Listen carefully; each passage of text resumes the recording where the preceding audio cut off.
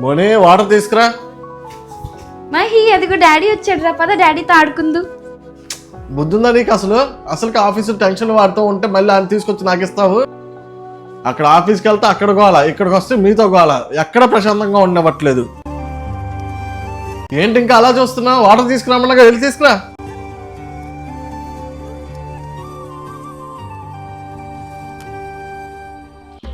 మీకే ఇంట్లో ఉండి ఖాళీగా కూర్చొని బాగానే చెప్తారు, బయటకు వెళ్ళి చేసే మొగడికే తెలిసింది ఆ బాధ ఏంటో.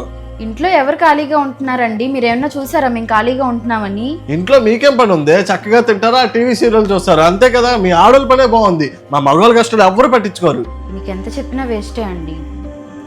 ఏంట్రా మగోడా, పెద్ద మగోడు అయిపోయావు. ఏంటమ్మా అలా మాట్లాడుతున్నావు? నువ్వు మాట్లాడే మాట్లాడంటే నా కళ్ళు తెరుచుకున్నారా, అందుకే అలా మాట్లాడాను. నేను తప్పేం మాట్లాడానమ్మా? ఒక మగవాడు కష్టపడి 8 గంటలు పనిచేసి కుటుంబం మొత్తాన్ని పోషిస్తున్నాడు, తప్పేమైనా చెప్పానా ఏంటి?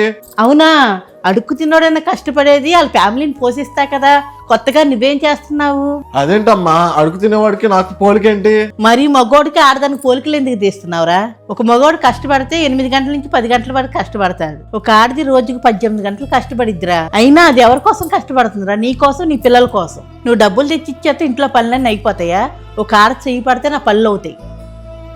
అయినా ఆఫీసులో సిరాకు పిల్లల మీద చూపిస్తే మగోళ్ళు అయిపోర్రా. బయట ఎన్ని పనులున్నా పక్కన పెట్టేసి ఇంటికి వచ్చాక భార్యతో ప్రేమగా ఉండి సహాయం చేసేవాడేరా అసలైన మగోడు.